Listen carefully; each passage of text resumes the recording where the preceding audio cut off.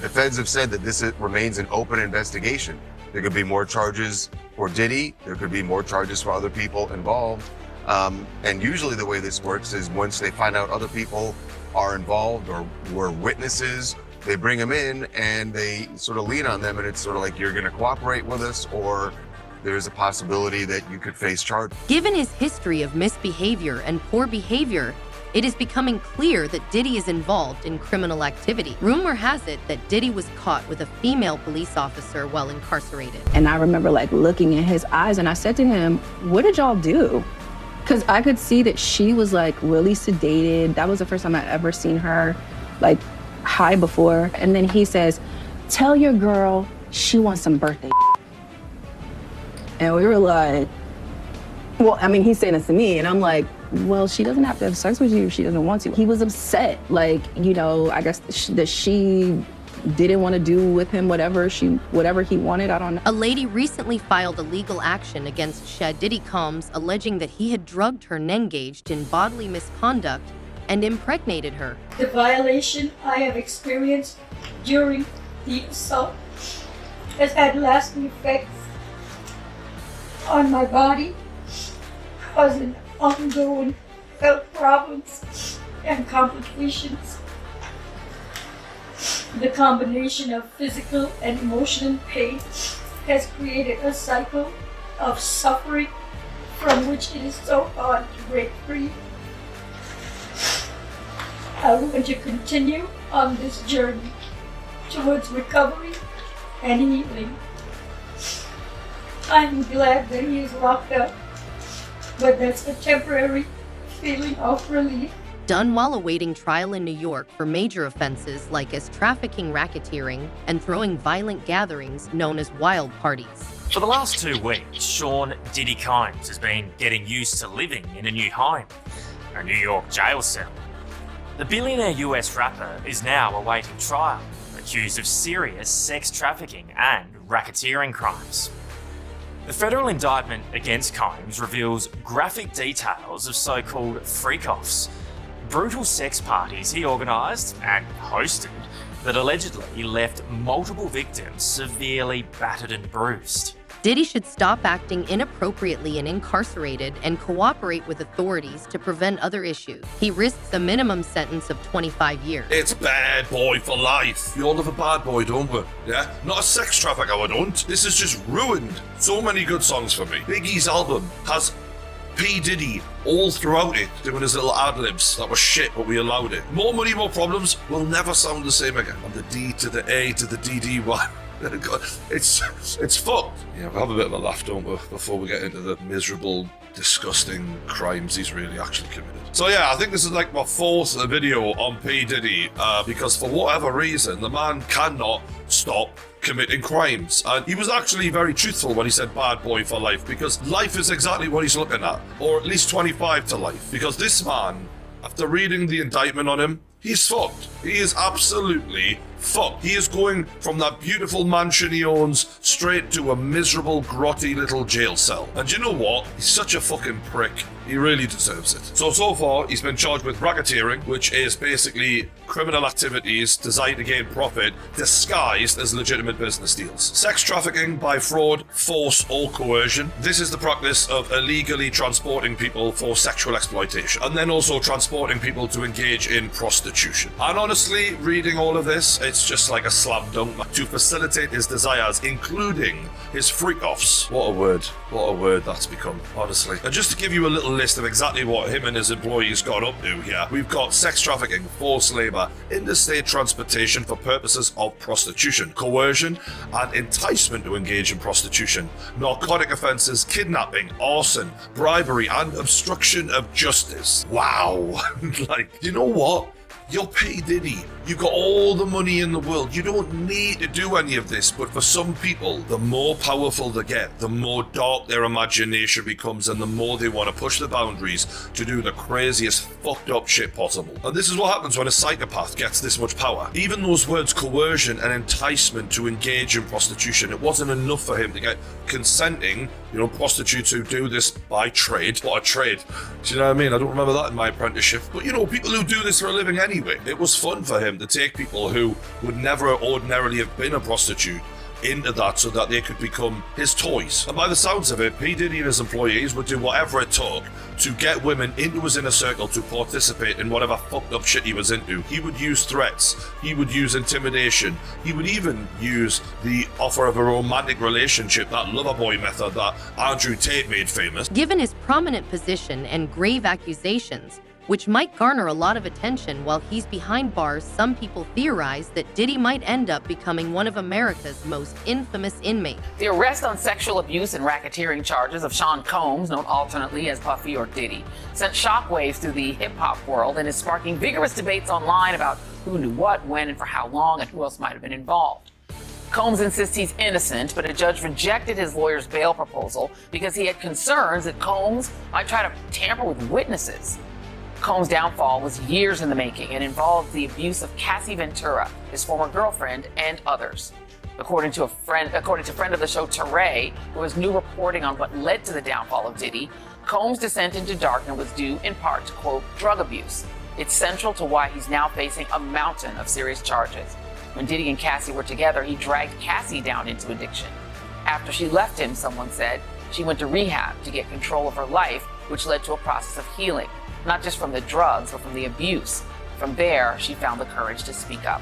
Joining me now is Teray, who, as I mentioned, has been reporting about Diddy on his Substack, Culture Fries, and on his Teray Show podcast. Teray, my friend, talk about more that you learned about what led to Diddy's downfall.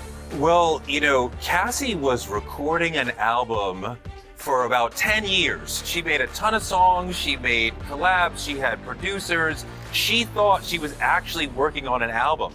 That was ultimately a giant pacifier to keep her happy while Diddy was actually using her for other things, right? For the freak-offs that we're talking about. When discussing Diddy's incarceration, Stephen A. Smith emphasizes the gravity of the accusations against him, as well as the risks he may encounter because of popular indignation. With more accusations against the music mogul, Talia Graves claims in a civil lawsuit that Combs and a bodyguard drugged, bound, and raped her in 2001 and filmed the incident. Graves is represented by famed litigator Gloria Allred, who is no stranger to representing women in high-profile cases, okay? Here's a list. Speaking of Gloria Allred here, okay? Here's a list of just some of the women she's represented in the past. Look at this list right here. O.J. Simpson trial, remember that Scott Peterson trial, Tiger Woods scandal, Bill Cosby scandal, Anthony Weiner, former representative out of New York. Remember that? All of that stuff happened. That's who she's represented. Already represented Amber Frey, the girlfriend of Scott Peterson, who was convicted of killing his wife and unborn son, and most notably, she represented more than half. Diddy talked candidly about his wild parties in an interview, even implying that his behavior would result in his incarceration. Your parties are the hottest ticket around. They won't even give me a permit for the parties. They don't want me to throw the parties no more. We ain't gonna stop. We gonna keep on having fun, bringing people together from all walks of life. We gonna hear about my parties. They're gonna be shutting them down. They're gonna probably be arresting me, doing all types of crazy things just because we want to have a good time. Whenever you bring up a different element into people's environment, things that broaden people's horizon, people get intimidated. There's a lot of people out there that feel intimidated by it, and it ain't nothing but break it down racial barriers, break it down generation barriers. People from all walks of life. Bob Perlman talking to Jay-Z, Jay-Z talking to, you know what I'm saying? It just goes on and on, it's just like people from all walks of life connecting and getting together. Yes. Your parties are the hottest ticket in town. People dying to get into your party. How does that make you feel? I mean, it's cool. It doesn't make me feel any way special. It doesn't make me feel like a bigger person. It just makes me feel like I know how to throw a party. Although Diddy's legal team is contesting the charges, the gravity of the accusations, the scope of the probe, and his actions while incarcerated are making matters worse and supporting the claims made against him. Who've accused Bill Cosby of rape and molestation. As for Sean P. Diddy Combs, he's pleaded not guilty to charges that he led a criminal enterprise that abused women. Look, I've already been in the mindset that the brother's in trouble. Deep, deep trouble, as in never seeing the light of day as a free man again. It's really, really that serious. I don't think it's an exaggeration. That's number one. Number two, everybody's sitting up there talking about Gloria Allred right now involved in the incident because there's money to be made. okay? And the reality is that if you've got a situation where you've got tape, you've got audio, etc., against this man, it's something that could come back to haunt you. We can't ignore that reality, all right?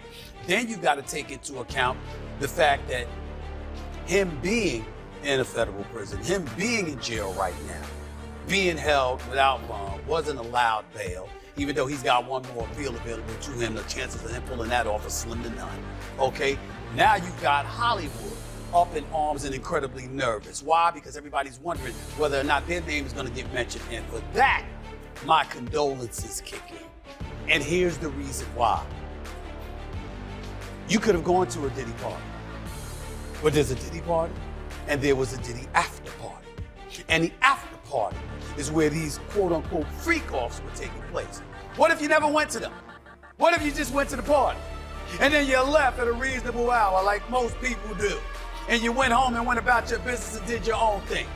But while you were at the party, you took a picture. While you were at the party, you were drinking, you were hanging out, you were socializing, fraternizing, having a good time. Based on how so many people are acting, you never know what level of incrimination could come associated with you. And here's where it gets interesting. We're talking about Hollywood. So the image is what it's all about, not just the reality. If the image is of you taking pictures and partying and having a good time, and you got a drink in your hand and a cigar in your mouth, in Hollywood, more so than most places. So I can understand why so many people are nervous. They ain't necessarily nervous because they're guilty. They're nervous because of the association and what it potentially implies and how it can be used to compromise their earning potential. That's the world that exists in Hollywood. And that's what makes this so unfortunate. Diddy's actions while incarcerated may have a detrimental effect on his mental health, maybe making it worse as the strain of being imprisoned and dealing with legal issues wears him down. Because Puff always had a problem of listening to people that he thought that was less than him. And now he got to listen to people that got power over him, but never had as much as he had. He's gonna have a big problem in the prison system. He's gonna have a real big problem in the prison system, bro. And having to listen to those COs and having to listen to everybody that got more power than him now, from a person that had all the power in the world that we thought, now seem like the tables is turning. If these people have it this their way, he's gonna be spending the rest of his life in the prison system. He better hope that they want to make a deal, but I don't think so, or they want somebody else. He better hope, and he got something to offer them. Jaguar asserts that Diddy's behavior doesn't alter while he is incarcerated because there are rumors that he is seeing a female officer, which supports the notion that his troublesome behavior endures. And with that being said, Jag, this thing, right now Diddy is set to go in front of another judge by tomorrow to speak again on the bond, if he gets out or not. As you stated, you expected him to actually get bond. If he doesn't, and this case takes months to go, will you at least be having somewhat of some type of satisfaction that he at least doesn't get to sit in a mansion or a nice hotel, but he has to now eat cup noodles, sleep on a bunk, get 3-minute showers, live this life based on what is alleged that he was doing this whole time? The only thing that he could do that would bring me satisfaction is confess to all of his sins and crimes, point out all of his accomplices and his buddies, and create a reparations fund for every victim. A well-known PBT podcast recently examined Diddy's imprisonment and its possible effects on the music business. The conversation centered on the wider ramifications, implying that his legal troubles might have a knock-on effect that influences musicians and industry procedures.